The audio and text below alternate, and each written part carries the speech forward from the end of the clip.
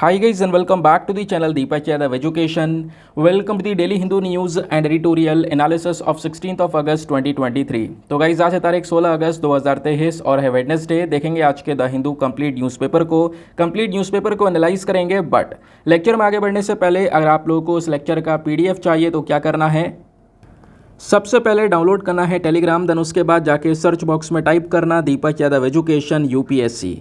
As you can see guys आप लोगों को ये वाला चैनल मिल जाएगा, इस पर क्लिक करना और जाकर इस चैनल को ज्वाइन कर लेना। ज्वाइन करने से फ़ायदा क्या होगा, यहाँ पर डेली बेसिस पर लेक्चर का पीडीएफ मिल जाता है, डेली करंट अफेयर के वीडियो का पीडीएफ मिल जाता है और डेली बेसिस पर बहुत सारे डिजिटल नोट्स मिल जाते हैं। नाउ बढ़ते हैं आगे बढ़ने से पहले हमेशा की तरह हम लोग अपने लेक्चर को एक मैप के क्वेश्चन के साथ स्टार्ट करेंगे। तो आज आप सभी लोगों को मैप में जाकर देखना है टम्पारा लेक को कहाँ पर है ये एग्जैक्टली लोकेटेड, इसको अच्छे से मैप में देखना। देन उसके बाद आकर नीचे कमेंट सेक्शन में टाइप करना, जिससे कि आप लोग इसको लंबे समय तक याद रख पाओगे।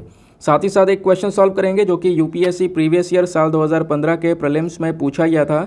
डेली बेसिस पर हम लोग यहाँ पर एक प्रीवियस ईयर क्वेश्चन को भी सॉल्व करते हैं। क्वेश्चन क्या बोलता है, India is a member of which among the following. नीचे आपको 3 अलग अलग ग्रुप्स के नाम दिए गए हैं, भारत इनमें से किस किस का मेंबर है वो आपने बताना है। पहले ग्रुप का नाम है Asia Pacific economic corporation, second का नाम है आसियान यानी कि association of south east Asian Nations, third का नाम है ईस्ट एशिया समिट।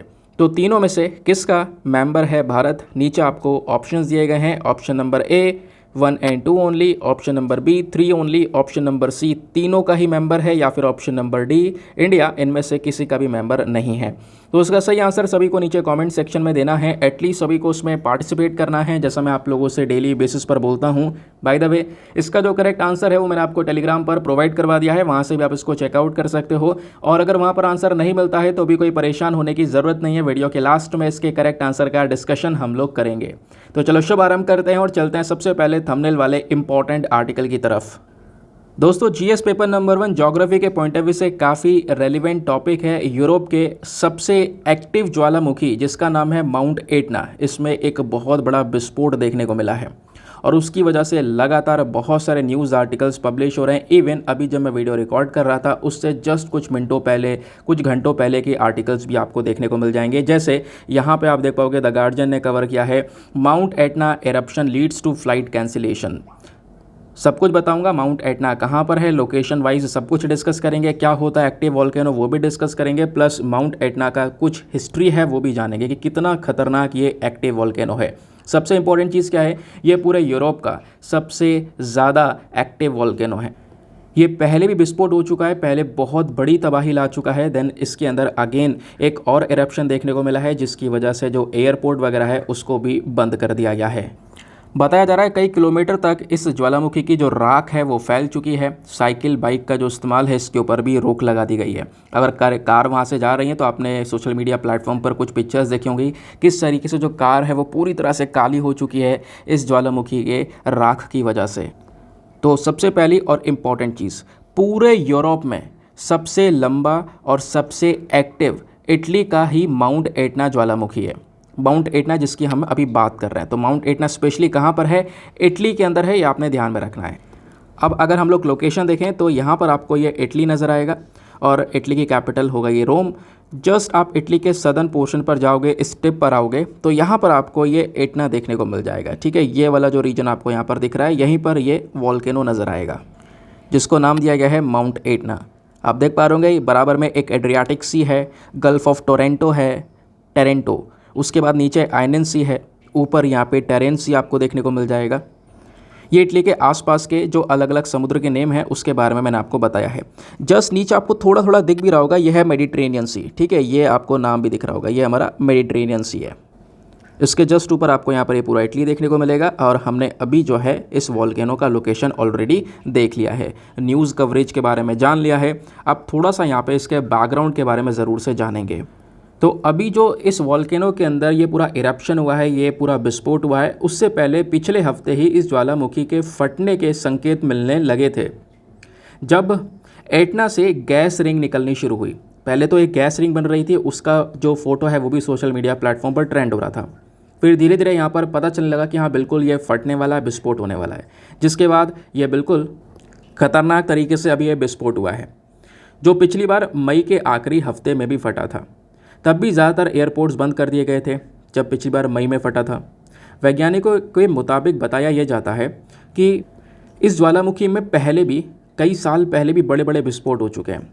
इस ज्वालामुखी का इतिहास भी अगर आप देखोगे तो लगभग 5 लाख साल पुराना इसका हिस्ट्री देखने को मिलती है, बैकग्राउंड देखने को मिलता है। अभी मैं आपको बताऊं, अगर सबसे बड़ा जो विस्फोट है, ये तो छोटे मोटे विस्फोट होते रहते हैं क्योंकि एक्टिव वॉल्केनो का जो चैम्बर होता है ना, वो मैग्मा से भरा हुआ होता है। तो मैग्मा से जब भरा हुआ होता है तो वो बीच बीच में विस्फोट होता रहता है। तो सबसे बड़ा जो विस्फोट हुआ था वो 1992 में आखिरी सबसे बड़ा विस्फोट देखने को मिला था। ठीक है, तो 1992 ये सबसे बड़ा विस्फोट था। उसके बाद 2021 में भी अगस्त के महीने में एक और बहुत भयानक विस्फोट यहाँ पर हुआ था, ऐसा यहाँ पे बोला जा रहा है। रीज़न क्या है? देखो, एक तो ये एक्टिव वॉल्केनो है, दूसरी चीज़ ये ज्वालामुखी अफ्रीकन प्लेट और यूरेशियन प्लेट की जस्ट बाउंड्री पर है। अब ये कौन सी प्लेट है, इसको थोड़ा समझते हैं। दोस्तों, आप लोगों ने ज्योग्राफी के अंदर टेक्टोनिक प्लेट्स के बारे में पढ़ा है कि जो हमारी प्लेट्स हैं वो आपस में मूव कर रही हैं, टकरा रही हैं, है ना। तो इस तरीके से आपने 7 मेजर प्लेट्स के बारे में तो ज़रूर से पढ़ा होगा, जिसमें आती है African plate, Arabian plate, Indian plate, Australian plate, south American plate. ये इस प्रकार से आपको कुछ अलग अलग प्लेट्स नजर आएंगी। तो अभी हमने 2 प्लेट्स कौन कौन सा नाम लिया है, एक का नाम लिया है अफ्रीकन प्लेट और दूसरे का यूरेशियन प्लेट। और यहीं पर आपको ऊपर जस्ट इटली देखने को मिलेगा। तो इसकी जो ये बाउंड्री है ना, जो ये सीमा है, इसी सीमा के ऊपर ये माउंट एटना जो वॉल्केनो है वो इस समय पर स्थित है। और इन प्लेट्स में जो होने वाली ज़रा सी हलचल है, ज़रा से भी अगर हलचल होती है ना, तो इससे यहाँ पे कहीं ना कहीं इस वॉल्केनो को ये बहुत ही ज़्यादा एक्टिव कर देती है, ऐसा यहाँ पे बोला जा रहा है। क्योंकि इस वॉल्केनो का साइज़ भी बहुत बड़ा है। बोला यह जाता है कि ये माउंट एटना लगभग 1190 वर्ग किलोमीटर के इलाके को पूरी तरह से घेरता है। इसका जो बेस है, यानी इस पूरे वॉल्केनो का जो नीचे का बेस आपको देखने को मिलेगा, बेस ही बेस कितना है इसका डायमीटर, इसके बेस का डायमीटर लगभग 140 किलोमीटर्स का है। 140 किलोमीटर्स। अगर मैं आपको सिंपल शब्दों में बताऊं, यानी इस पहाड़ के नीचे अगर आपको एक चक्कर लगाना हो तो उसके लिए 140 किलोमीटर आपने चलना पड़ेगा, 140 किलोमीटर की यात्रा करनी पड़ेगी। तो ये आप इमेजिन कर सकते हो कितना ज़्यादा ह्यूज साइज़ का एक वॉल्केनो है, और ऊपर से एक्टिव वॉल्केनो। और तीसरी चीज़ यहाँ पर, ये जस्ट इस प्लेट के सीमा के ऊपर है। तो जैसे ही प्लेट में हलचल होती है, आपस में टकराती हैं, वैसे ही यहाँ पर ये ना और ज़्यादा एक्टिव हो जाता है। फिर जो हमारे नासा के साइंटिस्ट हैं, उनका कहना यह है कि लगभग 5 लाख साल पहले सबसे पहला विस्फोट हुआ था इस माउंट एटना में। तो आप समझ सकते हो इसका इतिहास कितना पुराना है। जो हमारी ग्रीक भाषा है, ग्रीक लैंग्वेज में इस माउंट एटना का मतलब होता है फर्नेस। फर्नेस मतलब यानी चिमनी। चिमनी यहाँ पर इसको बोला जाता है। ये ज्वालामुखी लगभग 1600 एडी से, कब से, 1600 एडी से अभी तक एक एक्टिव वॉल्केनो की स्टेज में रहा है। और उसका बताया जा रहा है कि नासा की ही एक रिपोर्ट है, उसके मुताबिक जो माउंट एटना है, इसमें साल 1169 में जो विस्फोट हुआ था, वो विस्फोट की वजह से लगभग 15,000 से जो ज़्यादा लोग हैं उनकी मौत हो गई थी। 15,000 से ज़्यादा लोग। फिर 5 सदी के बाद में इसमें एक दूसरा भयानक विस्फोट होता है, जिसकी वजह से अगेन 20,000 लोग मारे गए थे। तो ये दुनिया का सबसे ज़्यादा एक एक्टिव वॉल्केनो के साथ साथ यहाँ पर कह सकते हो एक ख़तरनाक वॉल्केनो भी है, प्लस हमेशा इसके ऊपर निगरानी रखी जाती है। सवाल ये उठता है कि हम लोग बहुत देर से बोल रहे हैं एक्टिव वॉल्केनो, कौन से होते हैं एक्टिव वॉल्केनो? आओ इसको समझते हैं। देखो, वॉल्केनो की 3 स्टेजेस होती हैं। एक होता है एक्टिव वॉल्केनो, दूसरा होता है डॉर्मेंट वॉल्केनो, और तीसरा होता है एक्सटिंक्ट वॉल्केनो, जिसको हम लोग डेड वॉल्केनो के नाम से भी जानते हैं। एक्टिव वॉल्केनो का देखो बहुत सिंपल मतलब है समझने का। इसमें एक्टिव वॉल्केनो हमेशा यहाँ पर सक्रिय रहता है। सक्रिय रहने का मतलब है इसका जो मैग्मा चैम्बर है, जो मैग्मा है वो इसमें भरा रहता है। ठीक है, अब भरा रहता है तो कभी भी विस्फोट हो सकता है। ये अक्सर विस्फोट होते रहते हैं एक्टिव वॉल्केनो, जो कि अभी माउंट एटना की बात की है, वो भी यहाँ पर एक एक्टिव वॉल्केनो है। सेकेंड जो होते हैं वो होते हैं डोरमेंट वॉल्केनो। इनका जो मैग्मा चैम्बर है वो धीरे धीरे बहुत ही ज़्यादा धीमी गति से भरता है, और ये बहुत मुश्किल से या कई सालों बाद यहाँ पर इसमें विस्फोट देखने को मिलता है। और एक होता है यहाँ पर एक एक्सटिंक्ट वॉल्केनो। एक्सटिंक्ट वॉल्केनो मतलब इनका मैग्मा चैम्बर पूरी तरह से इनएक्टिव होता है, यानी खाली होता है, इसमें कोई मैग्मा नहीं है। मैग्मा वही जो बेसिकली बाहर निकलता है, जब बाहर निकलता है तो उसको हम लोग लावा बोलते हैं, अंदर है तो उसको मैग्मा बोल रहे हैं। तो यहाँ पे ये जो उसका मैग्मा चैम्बर है वो बिल्कुल खाली पड़ा रहता है। ये एक्सटिंक्ट है, ये डेड वॉल्केनो, ये कभी भी विस्फोट होगा ही नहीं। समझ गए? अब जो मैंने आपको कुछ रेलिवेंट बातें बताई हैं माउंट एटना के बारे में, वो चीज़ आपको यहाँ पे लिखित में प्रोवाइड करवा दी हैं, आप इसको एक बार देख सकते हो। लोकेशन ज़रूर ध्यान रखना दोस्तों, इटली के अंदर है। डायरेक्टली क्वेश्चन बन सकता है, जैसे कि माउंट मोना था, माउना करके कुछ था शायद, और किलुआ करके था। इन 2 वॉल्केनोस को लेकर भी यहाँ पर पहले कई सारे एग्जामिनेशन में सवाल बन चुके हैं। लोकेशन बहुत इंपॉर्टेंट है। ठीक है। फिर बात कर रहे थे हम लोग किसकी, मैग्मा की। तो मैग्मा क्या होता है आपको ही पता है, जो बाहर निकलता है लावा है, मतलब जिसको हम लावा बोलते हैं, वही बेसिकली जब अंदर रहता है वॉल्केनो के तो उसको हम लोग मैग्मा के नाम से जानते हैं। मैग्मा एक प्रकार का पूरे की तरह से मिनरल्स का मिक्सचर है। मैग्मा के अंदर में थोड़े अमाउंट में आपको डिजॉल्व गैसेस जैसे water vapour, carbon dioxide, sulphur, ये सारी चीज़ें देखने को मिलती हैं। अब क्योंकि यहाँ पे अर्थ क्रस्ट के अंदर टेम्परेचर बहुत ही ज़्यादा हाई है, प्रेशर बहुत ही ज़्यादा हाई है, इसकी वजह से जो मैग्मा है वो अपना फ्लूइड स्टेट में रहता है, वो यानी कि लिक्विड स्टेट में रहता है, आप ऐसा कह सकते हो। मैग्मा भी दो प्रकार के होते हैं, एक होता है बेसिक और दूसरा होता है एसिडिक। दोनों के बीच में डिफरेंस ध्यान रखना, आपसे क्वेश्चन बन सकते हैं डायरेक्टली प्रीलिम्स के अंदर, क्योंकि ज्योग्राफी भी आपने पढ़ के जानी होती है। तो जो बेसिक मैग्मा होता है ये डार्क कलर का होता है बेसल्ट की तरह, क्योंकि इसमें आयरन मैग्नीशियम काफ़ी ज़्यादा होता है, लेकिन सिलिका बहुत कम होता है। तो डायरेक्टली ऐसे स्टेटमेंट दे दिया जाएगा कि basic magma are dark coloured like basalt, rich in iron magnesium but poor in silica. यह स्टेटमेंट को चेंज करके भी दिया जा सकता है। ठीक है, तो होता यह है, ये डार्क कलर का जैसे मैंने आपको बताया, और ये वाला जो बेसिक वाला मैग्मा होता है ना, ये अगर ज्वालामुखी से निकले तो बहुत दूर तक ट्रैवल कर जाता है, बहता बहता बहुत दूर तक यहाँ पर ये चला जाता है। और दूसरा जो मैग्मा होता है, दूसरा प्रकार इसका होता है वो है एसिडिक। एसिडिक बेसिकली कलर में भी थोड़ा सा हल्का होता है, लाइट कलर का होता है, इसका लो डेंसिटी होती है, और सिलिका जो है इसमें थोड़ा ज़्यादा मात्रा में पाया जाता है। बेसिक मैग्मा में सिलिका कम मात्रा में पाया जाता है, लेकिन एसिडिक में सिलिका थोड़ा ज़्यादा मात्रा में पाया जाता है। ठीक है, तो इसके बारे में आप लोग यहाँ पे ज़रूर से ध्यान रख सकते हो। चलो आगे आते हैं उसके बाद में अगले आर्टिकल पर। नाउ फ्रंट पेज पर ये आर्टिकल दोस्तों बहुत ज़्यादा इंपॉर्टेंट है, इसको हम लोग जीएस पेपर नंबर 3 एनवायरमेंट के पॉइंट ऑफ व्यू से लिंक करेंगे। क्या बात की जा रही है, हाई कोर्ट ने यहाँ पे बोला है कि जो एनिमल्स हैं, जो हमारे जानवर हैं, उनके पास में भी कुछ राइट है। तो हाई कोर्ट ने मेन हाईलाइट किया है कि जो एनिमल का राइट है to live free from fear and distress, कि बिना डर के वो जानवर भी रह सके, वो हक यहाँ पे उसके पास में भी है। तो ये बात यहाँ पे मद्रास हाई कोर्ट ने अभी थोड़ा सा इसको जोर देकर बताया है। ऐसा क्यों? क्योंकि मद्रास हाई कोर्ट ने यहाँ पर ऑर्डर दिया है कि Mudumalai tiger reserve, Mudumalai tiger reserve आपने कई बार एमटीआर का नाम सुना होगा, ये Mudumalai tiger reserve specially Tamil Nadu के अंदर में है। तो इसी मुदुमलाई टाइगर रिजर्व के ईस्टर्न साइड वाली बाउंड्री पर, इसकी बाउंड्री पर एक गांव है जिसका नाम है थेनुगुमरादा गांव। अब जो ये गांव है, यहाँ पर लगभग 495 फैमिलीज रहती हैं, 495 परिवार रहते हैं।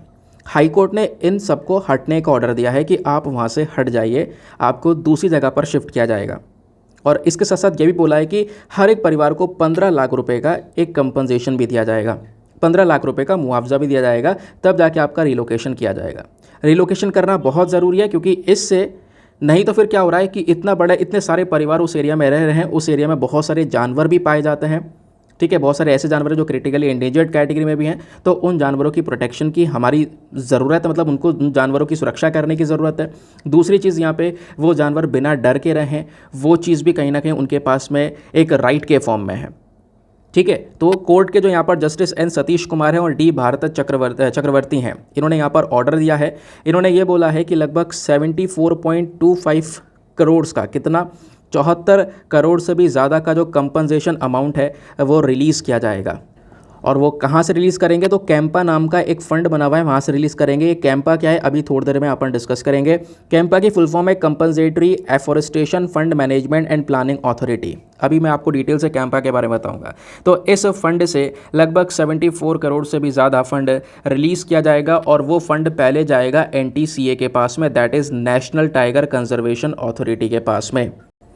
और NTCA को बोला है कि आप वो जो फंड है वो कहाँ पे ट्रांसफ़र करोगे? NTCA वो फंड डायरेक्टली ट्रांसफ़र करेगा तमिलनाडु के PCCF के पास में। PCCF का मतलब है principal chief conservation of forest, और ये काम सब 2 महीने के अंदर अंदर होना है। तो ये कंपनसेशन PCCF के पास में जाएगा, और PCCF वो क्या करेगा, ये सारे पैसे को अच्छे से डिसबर्स कर देगा, यानी कि इन सभी परिवार वालों को ये पैसा मिल पाए, इस चीज़ को यहाँ पर इंश्योर करने का ये काम करेगा। तो इस प्रकार की जो जजमेंट है वो यहाँ पर अभी ऑर्डर है, बेसिकली वो जज ने पास किया है। बस इसके पीछे का रीज़न एक ही है, इन लोगों को यहाँ से हटाना पड़ रहा है। उसके पीछे का मेन रीज़न यही है क्योंकि जिस एरिया में ये रह रहे हैं उस एरिया में बहुत सारे ऐसे रेयर प्लांट्स की स्पीशीज़ के साथ साथ यहाँ पर बहुत सारे टाइगर, एलिफेंट, लेपर्ड, उसके बाद sloth bear, wild dog, hyena, black buck, 4 horn antelope, barking deer, mouse deer, sambar deer, ये सारे जानवर एक साथ यहाँ पे उस एरिया में पाए जाते हैं। तो कहीं ना कहीं इनका रहना और इस जानवर का भी उसी जगह पर रहना, इससे कई सारे कॉन्फ्लिक्ट्स हो सकते हैं। ह्यूमन एनिमल कॉन्फ्लिक्ट के साथ साथ यहाँ पर जो ये जानवर हैं इनकी संख्या भी कम हो सकती है, प्लस इससे यहाँ पे इंसानों को भी नुकसान पहुँच सकता है। दोनों ही साइड से यहाँ पर इसको हम लोग देख सकते हैं। प्लस केवल इन जानवरों के लिए नहीं, बहुत सारे अलग अलग प्रकार के जो रेप्टाइल्स हैं वो भी इस एरिया में पाए जाते हैं। जो आखिरी टाइगर सेंसस हुआ था, टाइगर की जो पॉपुलेशन की हमने गिनती की थी ना, जो आखिरी टाइगर रिजर्व है, उस आखिरी टाइगर रिजर्व में ये बोला गया है कि 33 टाइगर्स, कितने, लगभग 33 टाइगर्स इसी एरिया में हैं, जिस एरिया में यहाँ पर ये गांव है या यहाँ पे ये लोग रह रहे हैं। और इतना ही नहीं, उसके अलावा यहाँ पे बोला जा रहा है कि ये जो एरिया है ये कहीं ना कहीं जो एलिफेंट्स का माइग्रेशन होता है, जो हाथी है ना, वो इस एक टाइगर रिजर्व से दूसरे रिजर्व में या एक पार्क से दूसरे पार्क में माइग्रेट करते हैं। ठीक है, तो मुदुमैले से ये सत्यमंगलम में यहाँ पर ये जाते हैं, लेकिन इसी के बीच में ये एरिया पड़ जाता है। तो कहीं ना कहीं एलिफेंट का जो कॉरिडोर है वो भी कहीं ना कहीं ब्लॉक होता हुआ नज़र आ रहा है। एलिफेंट भी सही से यहाँ पर अपना माइग्रेट नहीं कर पा रहे हैं, उनका जो माइग्रेटरी वाला रूट है, रास्ता है, वो भी ब्लॉक हो चुका है इस पर्टिकुलर ह्यूमन सेटलमेंट की वजह से। ठीक है, तो इसी वजह से यहाँ पर ये जो ऑर्डर है वो अभी निकल कर आया है। इतना आपको समझ में आ गया? ये तो हमने खबर समझ ली कि आखिरकार ये न्यूज़ में क्या है, लेकिन आपको पता है यूपीएससी का एग्जामिनेशन थोड़ा सा चैलेंजिंग इसलिए है क्योंकि हम इस न्यूज़ को या फिर जो करंट इश्यूज़ है उसको हम स्टैटिक डेटा से लिंक नहीं कर पाते, या क्या पढ़ना है क्या नहीं पढ़ना है वो समझ नहीं पाते। अब ये आर्टिकल पढ़ लिया, इस आर्टिकल में बेसिकली 2 रेलिवेंट चीज़ें निकल कर आती हैं। सबसे पहला तो कैंपा, ये ज़रूर पढ़ना। दूसरा मुदुमलाई टाइगर रिजर्व जिसकी स्पेशली बात की जा रही है वो यहाँ पर ज़रूर पढ़ना। और मैं आपको बता दूँ यूपीएससी दोनों को लेकर सवाल पूछ चुका है। जब आप प्रीवियस ईयर क्वेश्चंस को एनालाइज कर दो तो आपको यहाँ पे पता चलता है कि हाँ एग्जैक्टली या सिलेबस आप पढ़ते हो डेली बेसिस पर, तो आपको पता चलता है कि हाँ एग्जैक्टली मुझे क्या चाहिए अखबार से। ज़्यादा बड़े बड़े आर्टिकल कवर कर लो, ऐसा कुछ नहीं है। छोटे आर्टिकल्स भी आपके लिए बहुत रेलिवेंट हो सकते हैं। जैसे फॉर एग्जांपल कैंपा क्या है, थोड़ा इसके बारे में ज़रूर जानते हैं। कैंपा को लेकर 2023 की एक और खबर भी है, रिसेंटली एक न्यूज़ भी निकल कर आई थी। क्या निकल कर आई थी कि जो IPCC है, that is inter governmental panel on climate change, इन्होंने यहाँ पर अभी एक रिपोर्ट को रिलीज़ किया है। उस रिपोर्ट में कुछ चिंताएं व्यक्त की हैं कि भाई सरकार अभी कोशिश कर रही है अफॉरेस्टेशन की। अफॉरेस्टेशन मतलब पेड़ को लगाना, बहुत सारे पेड़ लगाना, जंगल को वापस रिवाइव करना। तो सरकार की जो ये पॉलिसीज़ हैं यहाँ पर कहीं ना कहीं एफॉरेस्टेशन की पॉलिसी दूसरी तरफ पेड़ों को काटने का बहुत ज़्यादा अलाउ कर रही है। यानी एक तरफ पेड़ काटे जा रहे हैं तभी जाके यहाँ पर मतलब एक तरफ पेड़ काटने को अलाउ किया जा रहा है, फिर उसके बाद दूसरी जगह पर एफॉरेस्टेशन प्रोग्राम चल रहा है। तो ये जो पॉलिसी है इस चीज़ को लेकर एक चिंता व्यक्त की है रिसेंटली एक रिपोर्ट ने, इस वजह से ये न्यूज़ में, क्योंकि पेड़ काट तो देते हैं और दूसरी तरफ कह देते हैं कि हम दूसरी जगह पर लगा लेंगे, लेकिन दूसरी जगह पर पेड़ लगाए नहीं जाते। ठीक है, जो पेड़ थे वो एनवायरमेंट से अलग और हट गए। तो ये इस चीज़ को लेकर जो रिपोर्ट इसने प्रॉब्लम अपनी प्रस्तुत की थी, थोड़े दिनों पहले की बात है। अब अगर मैं बात करूं थोड़ा सा एफॉरेस्टेशन के बारे में, एफॉरेस्टेशन समझ गए ना, पेड़ों को लगाना, उसको हम लोग एफॉरेस्टेशन बोलते हैं। ये इंडिया का क्लाइमेट प्लेज के अंदर में एक सबसे बड़ा हिस्सा है। भारत ने टारगेट सेट कर रखा है कि भाई हम पोल्यूशन को कम करेंगे, क्लाइमेट चेंज को कंट्रोल करेंगे, जो टेम्परेचर बढ़ रहा है वो हम कैसे कर सकते हैं, ज़्यादा से ज़्यादा पेड़ पौधे लगाकर। तो एफॉरेस्टेशन हमारे इसी प्लेज का एक हिस्सा है। सरकार ने यहाँ पर एक कमिटमेंट दिया है, क्या कि 2030 तक लगभग कितना 2.5 क्या, ये GTCO2e, इसका मतलब है giga tons of carbon dioxide equivalent. तो इतना कार्बन सिंक करने का हमारा पर्पस है। यानी इतना सारा जो कार्बन है वो हम लोग क्या करेंगे, जंगलों को लगाकर वो कार्बन ख़त्म करेंगे। क्योंकि जो जंगल है वो क्या करेगा, कार्बन को एब्जॉर्ब करने का काम करेगा, पेड़ पौधे एब्जॉर्ब करने का काम करेंगे और आपको ऑक्सीजन देने का काम करेंगे। समझ गए? अब बात आती है यहाँ पर कैंपा की। ये कैंपा क्या है? देखो, एफॉरेस्टेशन को इसी कैंपा के अंदर में बहुत ही ज़्यादा वैल्यू मिली हुई है। ये compensatory afforestation fund management and planning authority, Campa नाम की जो बॉडी है, इसको सुप्रीम कोर्ट के ऑर्डर के बेसिस पर 2002 में क्रिएट किया गया था, बनाया गया था। कैंपा जो है एक नेशनल एडवाइजरी काउंसिल की तरह काम करता है। किस मिनिस्ट्री के अंदर में काम करता है? वेरी वेरी इंपॉर्टेंट, ध्यान रखना, ministry of environment, forest and climate change के अंडर में कैंपा काम करता है। एक नेशनल एडवाइजरी काउंसिल की तरह एडवाइस देने का काम करता है। प्लस इसका मेन काम ये भी है कि जो कंपनसेटरी एफॉरेस्टेशन एक्टिविटीज़ हैं, ठीक है, जो भी यहाँ पर कहीं ना कहीं पेड़ को लगाने के लिए मुआवजा वगैरह देने की बात की जा रही है, पैसा वगैरह आ रहा है, उसके लिए कंपनसेशन आ रहा है, उसको मॉनिटर करना, सपोर्ट प्रोवाइड करवाना, उसको और ज़्यादा आगे बढ़ावा देना। कैंपा का मेन जो मकसद है वो यही है कि एफॉरेस्टेशन को बढ़ावा देना, रीजनरेशन एक्टिविटीज़ को प्रमोट करना, यानी ज़्यादा से ज़्यादा पेड़ लगाना, ये इसका मेन पर्पज़ है। जब एक जगह पर जंगल वाली जो ज़मीन होती है वो किसी प्रोजेक्ट के लिए डाइवर्ट कर दी जाती है कि भाई यहाँ पर अब इसके ऊपर इस जंगल के एरिया में एक प्रोजेक्ट लगेगा, तो पेड़ों की कटाई वहाँ से होगी, तो दूसरी जगह पर उतने पेड़ लगाने की जिम्मेदारी हमारे कैंपा की है। कैंपा इन चीज़ों का बहुत ज़्यादा ध्यान रखता है। लेकिन मैं आपको बता दूं, पिछले कुछ समय पर काफ़ी सारी कंट्रोवर्सीज भी हुई हैं इस कैंपा नाम की बॉडी को लेकर। 2006 से लेकर 2012 के बीच में क्या हुआ, यहाँ पे कुछ फंड उठाया गया। यहाँ पे ये बोला जा रहा है कि 1200 करोड़ से लेकर 23,600 करोड़ रुपए यहाँ पे जो फंड है वो ग्रो करता है, फंड इसमें बढ़ जाता है। लेकिन जो हमारे comptroller and auditor general of India हैं, दैट इज़ CAG, इन्होंने 2013 में ये पाया कि ज़्यादातर जो पैसा इस बॉडी के अंदर जा रहा है वो पैसा खर्चा ही नहीं जा रहा है। और ऐसा ज़्यादातर होता है, काफ़ी सारे मंत्रालय होते हैं जिनको सरकार से पैसा मिलता है, अब पैसा आता तो है लेकिन वो मंत्रालय खर्च नहीं करता या वो बॉडी पैसा खर्च नहीं करती। तो ऐसे ही यहाँ पर CAG की एक रिपोर्ट के अंदर में पाया गया और कैंपा इसी वजह से कहीं ना कहीं काफ़ी ज़्यादा न्यूज़ में आ गया था। इवन आप देख पाओगे अक्टूबर 2022 के अंदर में जो हरियाणा की सरकार है, इन्होंने बोला कि हम दुनिया का एक सबसे बड़ा सफारी को बनाएंगे और इसके लिए कैंपा का फंड का यूज़ करेंगे। क्योंकि क्या हो रहा था कि जो ग्रेट निकोबार, आपको पता होगा ग्रेट निकोबार प्रोजेक्ट के बारे में कई बार मैंने आपको पढ़ा रखा है, वहीं पर कॉम्प्लेक्स, एयरपोर्ट, ये सारी चीज़ें बनाई जा रही हैं।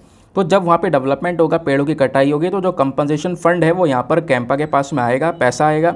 ये पैसा जो आएगा, इस पैसे से हरियाणा सरकार के पास में कह सकते हो दुनिया का सबसे बड़ा सफारी हम लोग बनाने वाले हैं। इस प्रकार का अनाउंसमेंट ऑलरेडी यहाँ पर हो चुका था। ठीक है, तो कैंपा का मेन काम क्या है वो आप लोग यहाँ पर समझ पा रहे होंगे। लेकिन एक और बहुत बड़ा इशू है, क्या है कि कई बार क्या होता है, हम एक तरफ पेड़ काट देते हैं, दूसरी तरफ जब पेड़ लगा रहे होते हैं तो उसमें नॉन नेटिव स्पीशीज़ होती हैं, यानी कि हमारे देश की वो स्पीशी है ही नहीं, या काफ़ी सारे आर्टिफिशियल प्लांटेशन है, आपने आर्टिफिशियल प्लांट्स लगा दिए, तो वो कहीं ना कहीं कंपनसेशन का काम नहीं करते हैं। अगर आप सोच रहे हो एक तरफ हमने पेड़ काट दिया, दूसरी तरफ लगा देंगे और पेड़ आपने ढंग के नहीं लगाए, ठीक है, तो कहीं ना कहीं हमारे इकोसिस्टम के लिए और बर्बादी कर सकते हैं, उसको प्रोटेक्शन नहीं देने का काम करेंगे। समझ गए। अब UPSC ने 2019 में यहाँ पर एक सवाल पूछा, क्या, consider the following statements. 2 statement दिए गए थे और पूछा गया था बताओ इनमें से कौन सा स्टेटमेंट सही है। पहला स्टेटमेंट बोलता है कि CAMPA as per the law, जो ये कैंपा है ये हमारे नेशनल और स्टेट लेवल दोनों पर एग्जिस्ट करता है। ये सही बात है, दोनों ही लेवल पर काम करता है। मैंने आपको बोला हरियाणा की सरकार का नाम लिया, उससे पहले यहाँ पर मैंने आपको बताया नेशनल एडवाइजरी काउंसिल का ये काम करता है ना, तो ये दोनों लेवल पर ये बॉडी काम करती है। सेकेंड, जो पीपल का पार्टिसिपेशन है, यानी लोगों का जो पार्टिसिपेशन है, वो इस कंपनसेटरी एफॉरेस्टेशन प्रोग्राम में बहुत ज़्यादा ज़रूरी है, ऐसा इस वाले एक्ट 2016 के अंदर मेंशन किया गया है। ऐसा कुछ नहीं है, कोई पीपल का पार्टिसिपेशन इसमें मेंशन नहीं किया गया है। तो इसका जो सही उत्तर है वो है ऑप्शन नंबर A, 1 ओनली। मैं आपको दिखा रहा हूँ, मैं बस खाली दिखा रहा हूँ कि एक रिलेटेड क्वेश्चन है, हालांकि क्वेश्चन थोड़ा डिफरेंट है, इसमें 2 अलग अलग चीज़ें पूछ ली गई, वो हमने डिटेल से डिस्कस नहीं किया है। वो अगर डिस्कस करें तो आप इस क्वेश्चन को आराम से सॉल्व कर पाते हैं। समझ रहे हो। तो मैं आपको दिखा रहा हूँ कि हाँ क्वेश्चन यहाँ से बन जाता है, तो रिलेटेड टॉपिक से थोड़ा सा मैच हुआ है। सेकंड जो चीज़ यहाँ पे इस आर्टिकल की पढ़नी है वो आपने मुदुमलाई टाइगर रिजर्व के बारे में जानना है, क्योंकि ये भी इंपॉर्टेंट है। कोई भी टाइगर रिजर्व, नेशनल पार्क ये चर्चा में होता है, तो दोस्तों पहली चीज़ मैं हमेशा बोलता हुआ आया हूँ, उसका लोकेशन दिमाग में बैठाना है। मुदुमलाई टाइगर रिजर्व तमिलनाडु के नीलगिरिस डिस्ट्रिक्ट के अंदर में आज के समय पर लोकेटेड है। ठीक है, इवन यहाँ पर ये टाइगर रिजर्व 3 एरिया में फैला हुआ है, कर्नाटका, केरला, तमिलनाडु, ये तीनों स्टेट्स आपस में बाउंड्रीज को शेयर करते हैं, तीनों में यहाँ पर ये एरिया फैला हुआ है। और ये मुदुमलाई टाइगर रिजर्व हमारे नीलगिरी बायोस्फीयर रिजर्व का भी हिस्सा है, उसके साथ साथ वायनाड वाइल्ड लाइफ सेंचुरी जो केरला में है उसका भी हिस्सा है, प्लस कर्नाटका का बंदीपुर नेशनल पार्क उसका भी हिस्सा है, प्लस जो हमारा मुकुर्ती नेशनल पार्क है, साइलेंट वैली है साउथ में, उसका भी हिस्सा है। तो ये जो ये मुदुमलाई टाइगर रिजर्व है, आप समझ रहे हो, ये इतने सारे बायोस्फीयर रिजर्व, इन सब चीज़ों का भी हिस्सा आपको देखने को मिलेगा। जो नाम है मुदुमलाई, इसका मतलब है एंशिएंट हिल रेंज, यानी बहुत ही ज़्यादा पुरानी पहाड़ियों को हम लोग मुदुमलाई के नाम से जानते हैं, क्योंकि यहाँ की पहाड़ियाँ वाकई में बहुत ही ज़्यादा पुरानी देखने को मिल जाती हैं, 65 मिलियन ईयर्स पहले की, जब वेस्टर्न घाट्स पूरी तरह से तैयार हुआ था, यानी कि फॉर्म हुआ था। समझ गए। आगे आते हैं। अब इसी मुदुमलाई टाइगर रिजर्व में कई सारे अलग अलग इंपॉर्टेंट फ्लोरा फोना, यानी कि बहुत सारी अलग अलग प्रकार की प्लांट की स्पीशीज़ प्लस जानवरों की प्रजातियाँ भी यहाँ पे पाई जाती हैं। तो ये तो हम डिस्कस करते रहते हैं, लेकिन स्पेशली यहाँ पे बर्ड्स की स्पीशीज़ भी पाई जाती हैं। इस रिजर्व के अंदर में लगभग 260 से ज़्यादा बर्ड्स की अलग अलग प्रजातियाँ देखने को मिलती हैं। 8% बर्ड की स्पीशीज़ यहाँ पर, मतलब कह सकते हो कि इंडिया में जितनी बर्ड्स पाई जाती हैं उनमें से 8% प्रजातियाँ केवल यहाँ पे मुदुमलाई में देखने को मिलती हैं। और यहीं पर Malabar grey hornbill, Malabar paid hornbill, Malabar laughing thrust, तो इस प्रकार की जो बर्ड्स हैं जो बहुत मुश्किल से दिखाई पड़ती हैं, वो सब मुदुमलाई टाइगर रिजर्व में देखने को मिलती हैं। अब तमिलनाडु के अंदर में मुदुमलाई टाइगर रिजर्व के अलावा कुछ और इंपॉर्टेंट टाइगर रिजर्व है, जैसे Anamalai tiger reserve, Kalakad Mundanthurai tiger reserve, Sathyamangalam tiger reserves, तो इन रिजर्व्स के नाम भी ध्यान में रख सकते हो। अब यूपीएससी ने 2019 में ना एक सवाल पूछ लिया। सवाल क्या था, which of the following are in the Agasthyamala biosphere reserve. Agasthyamala biosphere reserve जो है, इनमें क्या क्या चीज़ें आती हैं। ठीक है, ये नीचे आपको यहाँ पे ऑप्शन दिए गए, हर एक ऑप्शन में अलग अलग wild life sanctuary, tiger reserve का नाम दिया गया। पूछा गया अगस्त्या बायोस्फीयर रिजर्व में कौन कौन सी वाइल्ड लाइफ सेंचुरी और टाइगर रिजर्व आते हैं, ये आपसे डायरेक्टली क्वेश्चन बन गया था। तो इसका सही उत्तर क्या है, ऑप्शन नंबर ए। ऑप्शन नंबर ए मतलब अगस्त्यामला बायोस्फीयर रिजर्व के अंदर में नेयार, उसके बाद में Peppara and Shendurney wildlife sanctuary, Kalakad Mundanthurai tiger reserve, ये सारी चीज़ें यहाँ पर आती हैं। Kalakad Mundanthurai tiger reserve basically हमारा तमिलनाडु के अंदर में ही है। तो ऐसे क्वेश्चंस बन जाते हैं। ठीक है, ये मैंने आपको एक्जैक्टली इसके बारे में बताया। तो इसी वजह से यहाँ पर मैंने आपको ऊपर भी ये पढ़ाया है कि जो मुदुमलाई टाइगर जो अभी हमने पढ़ा मुदुमलाई टाइगर रिजर्व है, ये हमारे इतने सारे बायोस्फीयर रिजर्व्स नेशनल पार्क का हिस्सा भी है, क्योंकि ऐसे भी प्रश्न जाके डायरेक्टली बन सकते हैं। और 2019 का क्वेश्चन है, कोई ज़्यादा पुराना क्वेश्चन है नहीं। आगे आते हैं दोस्तों। आगे बढ़ने से पहले एक छोटी सी इन्फॉर्मेशन है, अगर आप लोग पेड ग्रुप्स को ज्वाइन करना चाहते हो तो बहुत ही मिनिमम अमाउंट में आप उसको ज्वाइन कर सकते हो। अभी कुछ समय के लिए बहुत ही मिनिमम अमाउंट ही है ये, 499 rupees for the lifetime access. उस पेड ग्रुप में आपको क्या मिलेगा, डेली करंट नोट्स पीडीएफ्स वगैरह मिल जाते हैं। फॉर एग्जांपल अभी हमने थोड़ी देर पहले ये आर्टिकल पढ़ा मुदुमलाई टाइगर रिजर्व, इसमें न्यूज़ तो देखो कोई काम की है नहीं, उसके पीछे का बैकग्राउंड डेटा जो हमने देखा है स्क्रीन पर नीचे की साइड में, वो सब इंपॉर्टेंट है, वहीं से क्वेश्चन बनेगा एग्जामिनेशन के अंदर में। इसी प्रकार से वॉल्केनो के बारे में डिस्कस किया, उसका कुछ डेटा प्रोवाइड करवाया। हर एक आर्टिकल जो मैं डिस्कस करूंगा उसमें कुछ ना कुछ डेटा आपको मिलता रहेगा, जहाँ से एग्जामिनेशन में क्वेश्चन आएंगे। उसी डेटा का पीडीएफ आपको प्रोवाइड करवाया जाता है, पीडीएफ प्रिंटेबल फॉर्म में है। प्लस दूसरी चीज़ यहाँ पर यह है कि वो पीडीएफ हिंदी और इंग्लिश दोनों ही भाषाओं में अवेलेबल है। तो आपको वो सारे पीडीएफ्स वगैरह उसी पेड ग्रुप में मिल जाते हैं। और उस पेड ग्रुप का अमाउंट जैसे मैंने बोला 499 for the lifetime access, केवल 499 आपने एक बार का इन्वेस्टमेंट करना है। कोई दोबारा सब्सक्रिप्शन वगैरह लेने की आवश्यकता नहीं है, कोई 6 महीने 1 साल बाद कुछ नहीं, एक बार ग्रुप ज्वाइन कर लो और टेंशन फ्री अपना पढ़ाई करते रहो। और इस ग्रुप को ज्वाइन करने का प्रोसेस और भी आसान है। व्हाट्सएप पर जाना है, वहाँ पर आपने इस नंबर पर मैसेज करना है, नंबर आपको स्क्रीन पर दिख रहा है 8534873368। मैसेज कर देना कि हाँ मैं इस ग्रुप को ज्वाइन करना चाहता हूँ। आपको वहाँ से रिप्लाई आएगा, आपको एक मैसेज दिया जाएगा जहाँ पर आपको पूरा प्रोसेस दिया जाएगा पेमेंट का। दूसरी चीज़, आपको डेमो वीडियो भी दिया जाएगा, आप उस डेमो वीडियो को चेक कर सकते हो, देख सकते हो उस ग्रुप में आपको एग्जैक्टली क्या क्या मिलने वाला है। उस डेमो को देखने के बाद में अपने आप को सेटिस्फाई करने के बाद में अपना ये इन्वेस्टमेंट करना है। ठीक है, नाउ आगे बढ़ने से पहले दोस्तों मैं एक बात और जो हमेशा बोलता हूँ, मेक श्योर करना वीडियो पे लाइक का बटन ज़रूर प्रेस कर देना। हमारा टारगेट तो होता है डेली बेसिस पर 5K प्लस लाइक्स को पहुंचाना, और आज भी वही टारगेट है, फटाफट इसको पहुंचा दो। और बाकी अभी थोड़ा सा वीडियो डिले चल रहा है, मुझे पता है, कोशिश करेंगे जल्दी लेकर आए। मेरी आँख की प्रॉब्लम है, आपको पता ही है, तो मैं काम थोड़ा धीरे धीरे कर रहा हूँ, क्योंकि यार वो पानी गिरना शुरू हो जाता है तो थोड़ा रुक रुक के करना पड़ रहा है, तो थोड़ी सी प्रॉब्लम है। तो थोड़ा सा वेट करो, अभी इम्प्रूवमेंट हो रहा है धीरे धीरे, काफ़ी रिलीफ मिल चुका है मुझे पिछले 2 दिनों के अंदर में। थोड़ा सा और मुझे लगता है 1 आध दिन और लगेगा, उसके बाद वापस से अपने ट्रैक पर हम लोग आ जाएंगे। ठीक है, नाउ अगर आप लोग चाहते हो मेरे साथ में पर्सनली जुड़ना तो आप इंस्टाग्राम पे जा सकते हो, वहाँ पे जाके लिखना दीपक यादव एजुकेशन, सर्च बॉक्स में आपको मेरा प्रोफाइल मिलेगा जहाँ पर 13,000 से ज़्यादा लोग ऑलरेडी जुड़ चुके हैं। नाउ अगला article relevant GS paper number 3 environment के पॉइंट ऑफ व्यू से बात यहाँ पर की जा रही है। 275 जो बर्ड की स्पीशीज़ हैं ये अभी काउंट करी गई हैं कॉर्बेट टाइगर रिजर्व के अंदर। एक सर्वे के दौरान जो सर्वे हो रहा था उस दौरान 275 बर्ड्स की स्पीशीज़ को यहाँ पर देखा गया है, काउंट किया गया है। तो इसमें से कुछ इंपॉर्टेंट चीज़ें जैसे कि कुछ बर्ड्स के ऊपर में थोड़ा स्पेशल फोकस किया गया है, वो वाली वर्ड्स थोड़ी सी रेलिवेंट हैं। जैसे 275 बर्ड्स की स्पीशीज़ में से 2 तो क्रिटिकली एंडेंजर्ड है, यानी बहुत ही ज़्यादा खतरे में है, और 4 वल्नरेबल हैं और 2 एंडेंजर्ड हैं। ठीक है, ये बात आपने ध्यान में रखनी है। अब ये कौन कौन सी हैं इसको मैं आगे बताऊंगा। तो पहली चीज़ आपसे एक सवाल है, कॉर्बेट टाइगर रिजर्व कौन से स्टेट में है, ज़रा नीचे कमेंट सेक्शन बताओ फटाफट। बहुत ही सिंपल सा क्वेश्चन है, आराम से आप बता दोगे, इसमें मतलब कोई सोचने की ज़रूरत नहीं पड़नी चाहिए। ठीक है, फटाफट बताओ कॉर्बेट टाइगर रिजर्व का एक लोकेशन। अब बात यहाँ पर की जा रही है, जो सर्वे है ये 20 जून से लेकर 23 जून के बीच में कंडक्ट किया गया।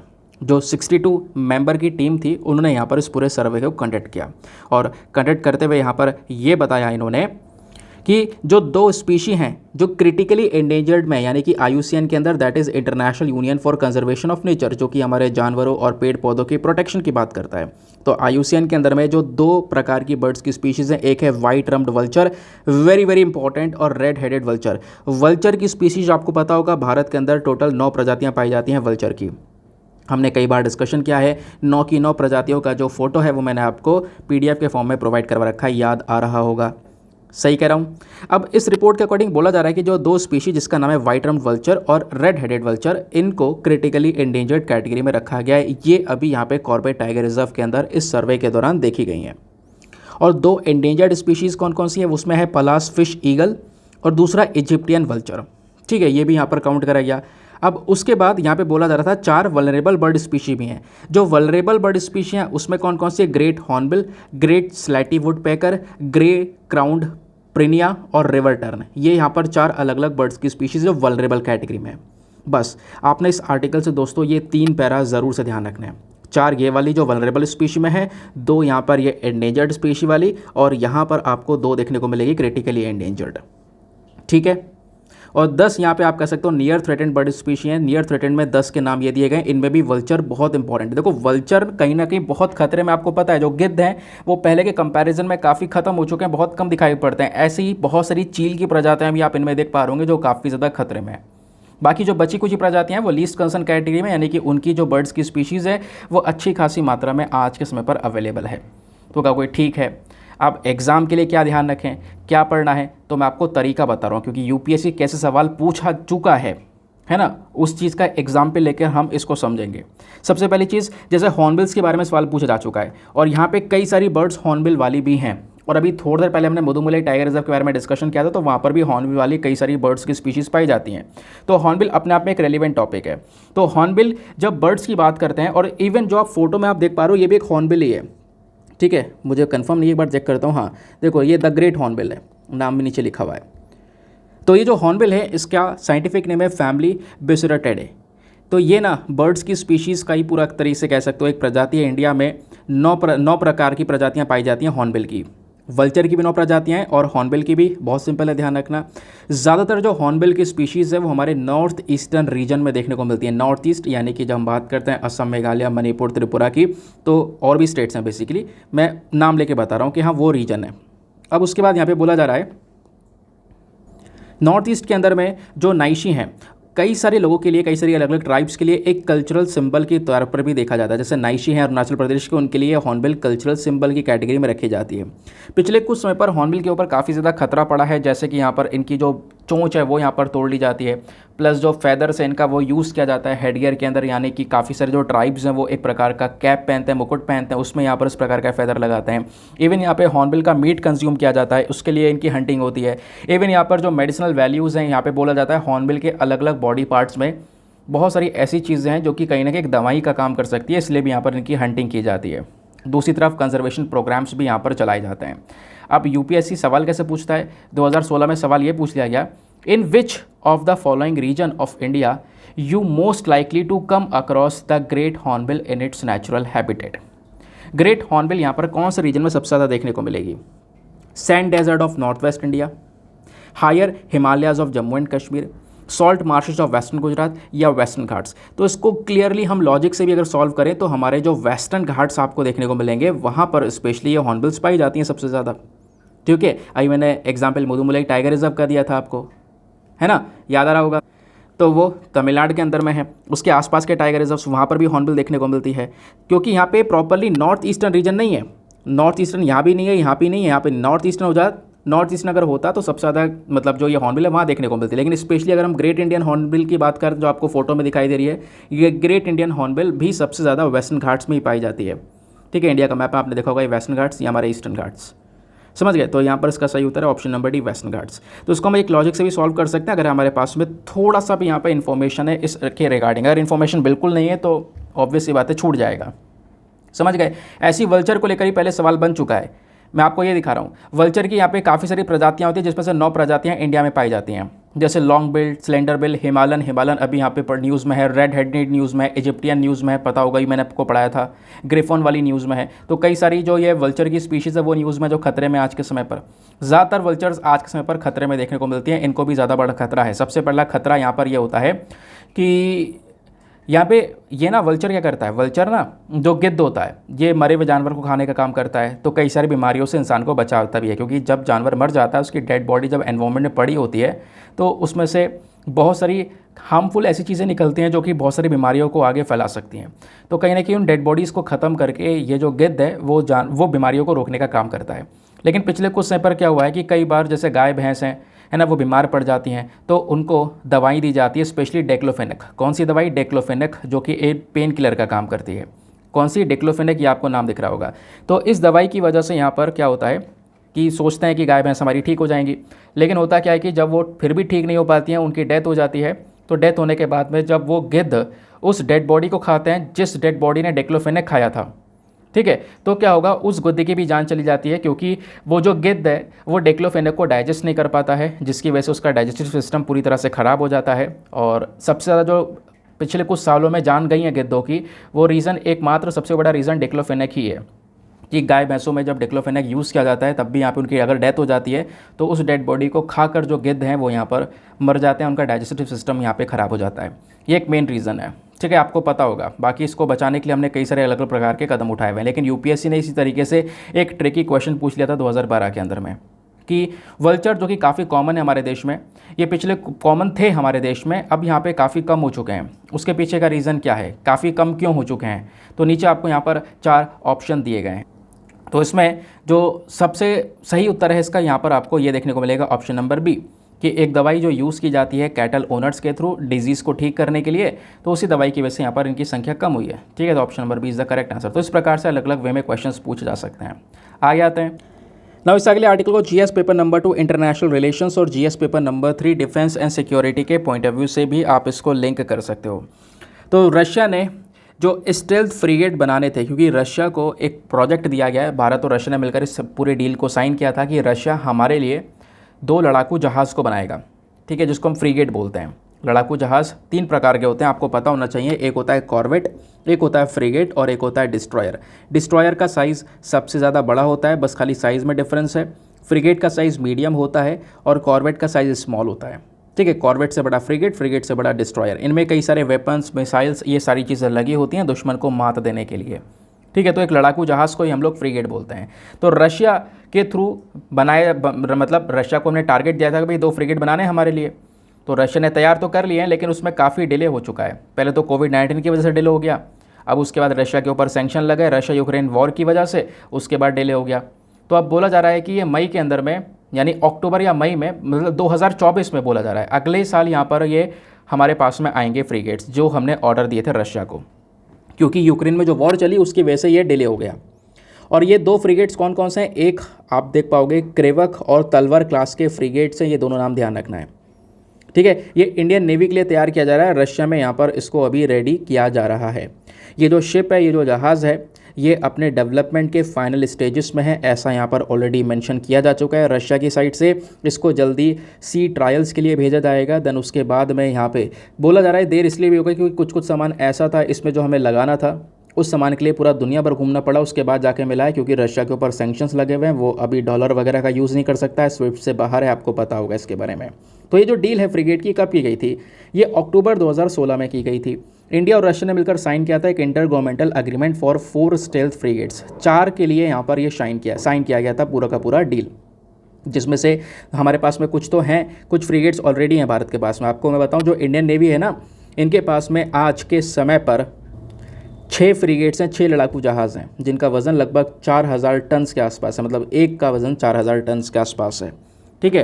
फिर यहाँ पर जो डील 2016 में की गई थी, इसको 2018 में और बढ़ाया गया, 2019 में और मजबूत किया गया। देन उसके बाद में यहाँ पर हमने रशिया को टारगेट दे दिया कि भाई आपको 2 इस प्रकार के जहाज़ बना के हमें देने हैं, समझ गए।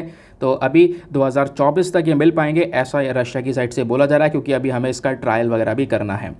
तो इसी के रिस्पॉन्स में थोड़ा सा आपने रशिया और इंडिया के रिलेशंस, स्पेशली व्यापार में, डिफेंस रिलेशंस में ये थोड़ा सा पढ़ना है। व्यापार के रिलेशंस तो मैं आपको कई बार पढ़ा चुका हूँ, क्योंकि आपकी बार 2023 में गज़ब हो चुका है। गज़ब ये हो चुका है कि इंडिया रशिया के जो रिलेशंस हैं, इनमें व्यापार की जब बात करते हैं तो व्यापार काफ़ी तेज़ी से बढ़ चुका है। मतलब 2020-21 में इन दोनों के बीच का जो व्यापार था ना, वो लगभग 8,141 मिलियन यूएस डॉलर्स का था, जबकि 2021-22 में ये बढ़कर 13,124 मिलियन यूएस डॉलर्स का हुआ।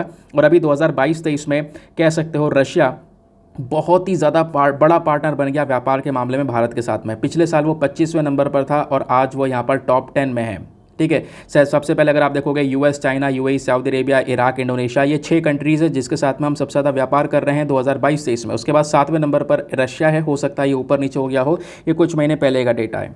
ठीक है, तो रशिया के साथ में हम लोग ढेर सारा व्यापार कर रहे हैं और व्यापार पिछले कुछ समय पर तेज़ी से बढ़ा है। और तेज़ी से बढ़ने के पीछे का रीज़न है, मतलब एक साल में इतना बड़ा झटका, एक साल में इतना बड़ा झटका व्यापार में इसलिए लगा है क्योंकि हमने सबसे ज़्यादा रशिया से तेल इम्पोर्ट किया।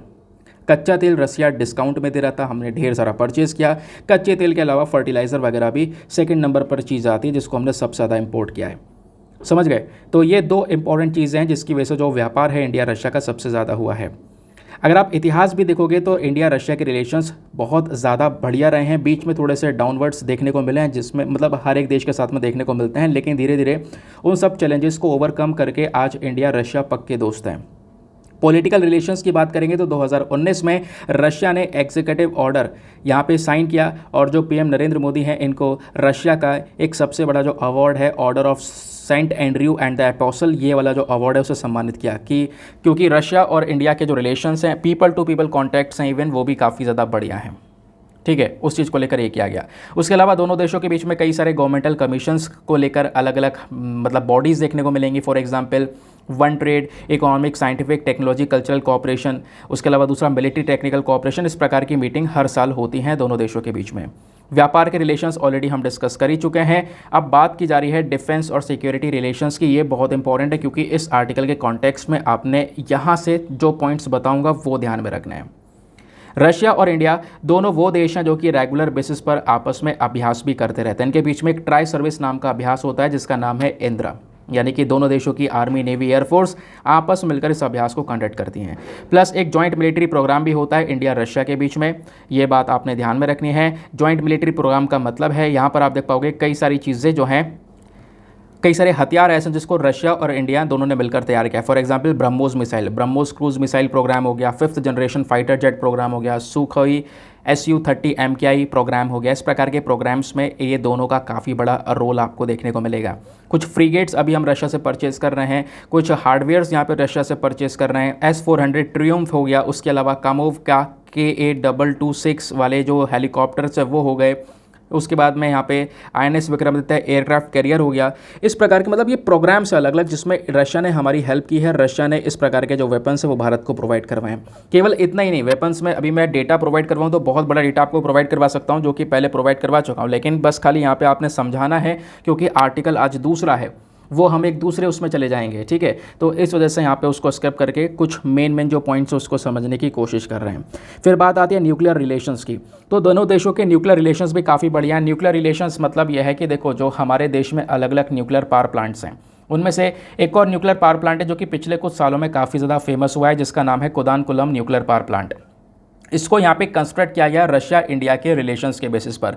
रशिया हमारी बहुत ज़्यादा हेल्प कर रहा है इस प्लांट को आगे ऑपरेट करने में, और आगे भी हेल्प करेगा, फ्यूल वगैरह हमें प्रोवाइड करवाने का काम करेगा। ऐसी कुछ न्यूज़ रिसेंटली निकल कर आई थी।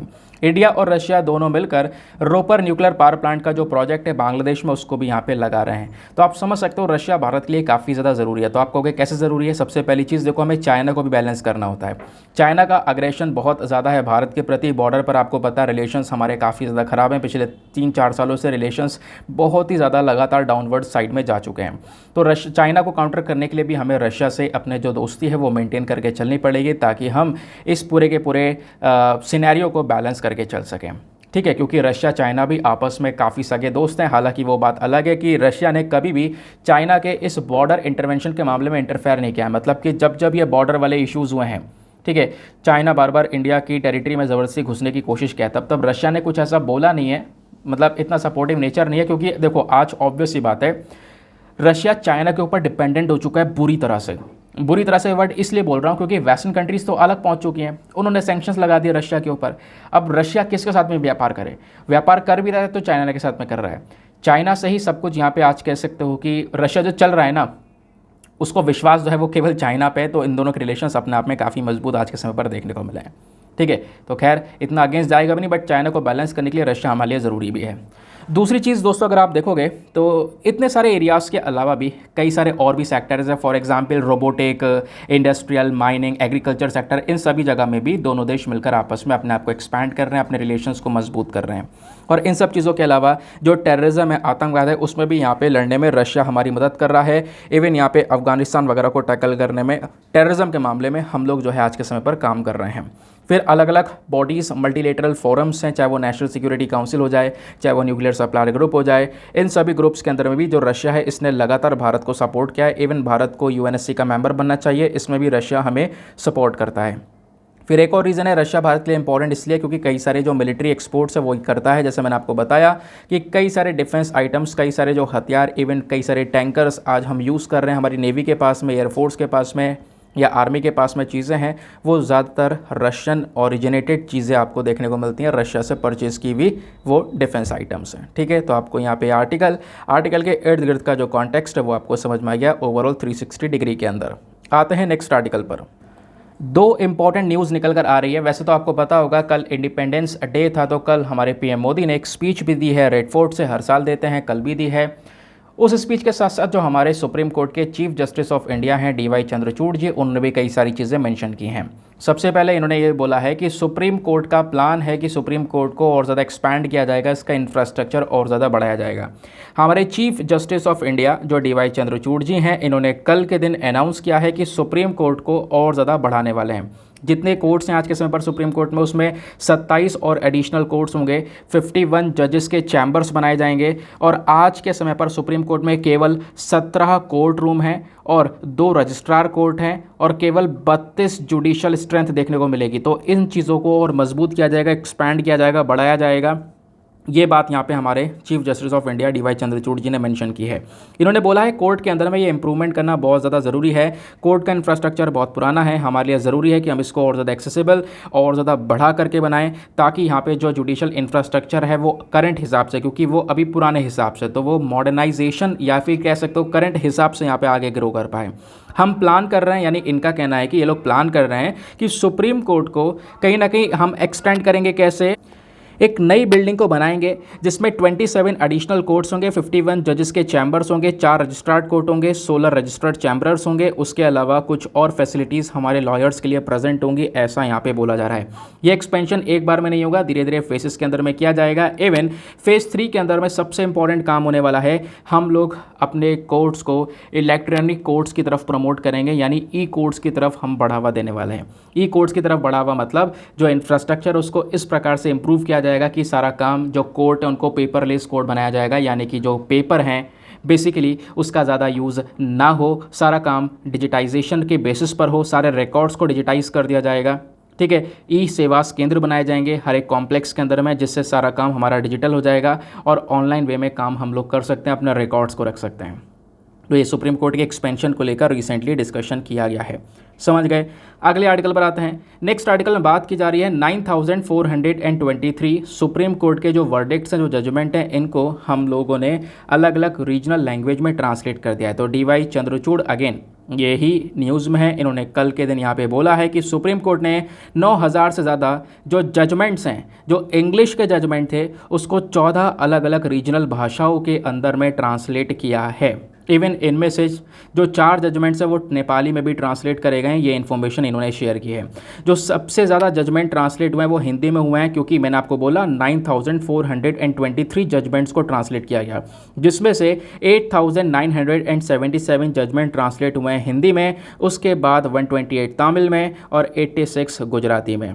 वो उसके बाद मलयालम, उड़िया में यहाँ पर 50-50 जजमेंट ट्रांसलेट हुए हैं। और फिर उस कुछ और लैंग्वेजेस, कुछ और भाषाओं की बात की गई है। फॉर एग्जांपल तेलुगु में कुछ यहाँ पे 33 वर्डिक्ट्स हैं, 31 बंगाली में, 24 कन्नड़ा में और 11 मराठी में, 20 मराठी में, 11 यहाँ पे पंजाबी में। तो उस प्रकार से यहाँ पे आप कह सकते हो अलग अलग भाषाओं में जो जजमेंट्स हैं, हज़ारों जजमेंट्स, उनको ट्रांसलेट किया गया है पिछले कुछ समय पर। लेकिन सबसे ज़्यादा जो जजमेंट्स ट्रांसलेट हुए हैं वो हमारे हिंदी भाषा के अंदर हुए हैं। समझ गए? नाम आगे आते हैं। अब नेक्स्ट आर्टिकल में दोस्तों आपको यहाँ पर यह देखने को मिलेगा जून का जो एक्सपोर्ट है। अब देखो यार, बिजनेस पेज पर ना कुछ खास ऐसे आर्टिकल होते नहीं है। जब जब खास आर्टिकल होते हैं तब तब मैं आपको बताऊंगा कि कैसे कैसे पढ़ना है, लेकिन अभी कुछ इंपॉर्टेंट नहीं है। जैसे फॉर एग्जांपल ये है, इंडिया का जो इम्पोर्ट है रशिया से वो डबल हो चुका है। अप्रैल और जुलाई में वो $20.4 बिलियन का हो चुका है, डबल हो चुका है। तो इंडिया का इंपोर्ट रशिया से डबल हो चुका है 20.45 बिलियन यूएस डॉलर्स का। सबसे ज़्यादा कच्चा तेल और फर्टिलाइज़र हमने इंपोर्ट किया। अब इसमें नया क्या है, अभी तो थोड़ी देर पहले मैंने आपको पढ़ाया था। ठीक है, तो रशिया इंडिया का सेकेंड लार्जेस्ट इंपोर्ट सोर्स बन चुका है during the first 4 months of this fiscal year 2023 का। इस फाइनेंशियल ईयर के अंदर में कह सकते हो अप्रैल मई जून जुलाई की अगर हम लोग बात करते हैं तो ये कुछ महीनों में India second largest import source आपको देखने को मिलेगा। सबसे ज़्यादा इंपोर्ट करने वाला रशिया से यहाँ पर एक कंट्री आपको देखने को मिल जाएगा। ठीक है, उसके अलावा हम दुनिया में world third largest crude importer हैं। सबसे पहला चाइना है, चाइना सबसे ज़्यादा तेल को इंपोर्ट करता है, फिर अमेरिका सबसे ज़्यादा कच्चे तेल को इंपोर्ट करता है, फिर थर्ड नंबर पर हम लोग आते हैं यानी कि इंडिया। और हम लोग रशियन ऑयल को सबसे ज़्यादा परचेज़ कर रहे हैं। रीज़न यह है कि रशिया डिस्काउंट में ये सारा का सारा ऑयल हमें प्रोवाइड करवा रहा है। इन सभी सैंक्शंस की वजह से तो हमने ढेर सारा ऑयल उससे परचेज़ किया है। ऐसे आपको ये आर्टिकल देखने को मिलेगा। अगेन कोई खास नई चीज़ नहीं है। जून का जो एक्सपोर्ट है वो यहाँ पे बढ़ चुका है 1.4 बिलियन डॉलर से। अब एक्सपोर्ट बढ़ते घटते रहते हैं, तो दोस्तों एग्जामिनेशन के पर्सपेक्टिव से ये चीज़ें इतना मायने नहीं रखती हैं, तो आपने इन चीज़ों को स्किप कर देना है। बाकी अब फटाफट जो पीएम मोदी की जो स्पीच है उसका रिव्यू लेते हैं कि क्या क्या डिस्कशन किया गया है। जैसे बोला जा रहा है कि पीएम मोदी ने कल के स्पीच के दौरान यहाँ पे अनाउंस किया है कि एक जो शहर के गरीब लोग हैं उनके लिए एक नई हाउसिंग स्कीम का अनाउंसमेंट किया गया है ना। उसके अलावा लो ब्याज पे लोन उठाने के लिए यहाँ पर एक ऑफ़र का अनाउंसमेंट किया गया। उसके साथ साथ यहाँ पे जो हेल्थ वर्कर्स हैं इन्होंने कोविड-19 में किस तरीके से काम किया उनकी काफ़ी तारीफ़ें की गई, उनको सम्मानित किया गया इस पूरे स्पीच के दौरान। उसके साथ साथ यहाँ पर जो गरीब लोग हैं उनको यूरिया बहुत सस्ते दाम में मिलेगा। जो हमारे फार्मर्स है, पुअर फार्मर्स है, बहुत सस्ते दाम में इनको यूरिया दिया जाएगा ताकि एग्रीकल्चर को आगे ज़्यादा वो बढ़ावा दे सकें। तो इसको यहाँ पर इन्होंने अपनी स्पीच के अंदर में इंक्लूड किया। तो ये आप लोग देख पाओगे कि एग्जैक्टली क्या क्या मेन पॉइंट्स है। ठीक है, तो वो यहाँ पर इस स्पीच में इंक्लूड करे गए, उनको बड़े बड़े हेडिंग्स में कवर किया गया है। कुछ ओपोजिशन पार्टीज़ हैं, कहीं कहीं पर ओपोजिशन किया है, तो वो आपको पता ही है, वो तो मतलब चलता रहता है यार। बाकी कुछ इमेजेस आप यहाँ पे ऊपर भी देख सकते हो। इस प्रकार से यहाँ पर इंडिपेंडेंस डे की जो इमेजेस है वो हमारे पास में निकल कर आ रही हैं। बाकी रशिया वाला आर्टिकल ऑलरेडी हमने डिस्कस कर लिया है। दोस्तों आज एडिटोरियल हमारे लिए है एक काम का, वो ये वाला है, और मैं आपको बोलूँगा कि ये आर्टिकल ऑलरेडी हम लोगों ने परसों ही डिस्कस किया है। तो प्लीज़ आप लोगों से रिक्वेस्ट है कि आप परसों वाला वीडियो ओपन कीजिए और इस वाले एडिटोरियल को पढ़िए, आपको मज़ा आ जाएगा। मज़ा आने का मतलब यह है बिल्कुल बेसिक से मैंने सारी की सारी जो इन्फॉर्मेशन है आपके साथ में शेयर की है। तो प्लीज़ दोस्तों आप लोगों से रिक्वेस्ट है, आप इस वाले आर्टिकल को पुराने वाले वीडियो से कवर कर सकते हो। पुराना वाला वीडियो इन द सेंस मतलब बात कर रहा हूँ मैं कि जो हम लोगों ने 12 अगस्त का डिस्कशन किया था, तो प्लीज़ आप 12 अगस्त के वीडियो को ओपन कीजिए, परसों नहीं 12 अगस्त का वीडियो, 12 अगस्त का वीडियो ओपन कीजिए, आप लोगों से रिक्वेस्ट है। और उस वीडियो में मैंने थंबनेल भी लगा रखा है, भारतीय आपराधिक कानून में हुआ बड़ा बदलाव, इंडियन क्रिमिनल लॉज में काफ़ी चेंजेस करे गए, वो वाला थंबनेल भी लगाया गया है। तो आप उस वाले वीडियो को एक बार चेकआउट कर सकते हैं, वहाँ पे पूरा का पूरा मैंने डिस्कशन किया है। तो आज मेंस का क्वेश्चन कोई है नहीं, तो आप अपने हिसाब से कोई मेंस का क्वेश्चन ले सकते हो। अपने हिसाब से आप कोई भी प्रीवियस ईयर क्वेश्चन उठाओ और ईमानदारी से उसका आंसर लिखना, और उसके बाद में उसको सबमिट करना टेलीग्राम पर जाओगे ना, वहाँ पर जाके सर्च बॉक्स में जब आप लिखोगे दीपक यादव एजुकेशन मेंस ग्रुप, तो आपको फुल फॉर्म लिखना है। मेरे टेलीग्राम ग्रुप मिलेगा जहाँ पर 70,000 से ज़्यादा लोग जुड़ चुके हैं। ठीक है, तो उस वाले ग्रुप में आप अपने कोई भी आंसर, आज कोई भी क्वेश्चन ले सकते हो। आज कोई क्वेश्चन नहीं दिया है, कोई भी क्वेश्चन ले सकते हो। तो आज एक क्वेश्चन लेना है, उसके बाद में उसको अटैम्प्ट करना है, अपना आंसर वहाँ पे सबमिट करना है। और बाकी सारे जो लोग हैं सभी लोगों को क्या करना है, एटलीस्ट सभी लोगों को 2-2 आंसर्स रिव्यू करना है। जब आप सभी लोग 2-2 आंसर्स को रिव्यू करोगे, बहुत सारे फ़ायदे होंगे आपको भी और सामने वाले को भी। आपको कुछ इंपॉर्टेंट पॉइंट्स मिलेंगे जो आप अपने नोट्स में इंक्लूड कर सकते हो। सामने वाले के आंसर में अगर कोई मिस्टेक होती है तो आप उनको बता सकते हो कि यहाँ पर इंप्रूवमेंट की आवश्यकता है। समझ गए? ठीक है, ना आगे आते हैं। तो प्लीज़ एक एडिटोरियल काम का था, बाकी इश्यूज़ हमारे काम के नहीं है एग्जामिनेशन के पर्सपेक्टिव से, इस वजह से। बाकी आप लोग मसालेदार न्यूज़ पढ़ना चाहते हो, है ना, या एग्ज़ाम से हटकर यहाँ पे पढ़ रहे हो, तो वो खैर आपकी बात, आप उसको रीड कर सकते हो। तो ये मैंने आपको बताया। उसके अलावा प्रीलिम्स वाले क्वेश्चन पर आते हैं। क्वेश्चन ये था 2015 का कि इंडिया इनमें से किस किस का मेंबर है। नीचे आपको ऑप्शन दिए गए हैं, इसका सही उत्तर है ऑप्शन नंबर बी, 3 ओनली। तो इंडिया केवल ईस्ट एशिया समिट का मेंबर है, बाकी एशिया पैसिफिक इकोनॉमिक कोऑपरेशन या आसियान देश का मेंबर नहीं है, केवल east Asia summit. That is why option number B, 3 only is the correct answer. Now इसी के साथ में करते हैं हम लोग अपने लेक्चर को समाप्त और मिलते हैं आप लोगों से अगले वीडियो में। आज के लिए bye bye, have a nice day, thank you and जय हिंद।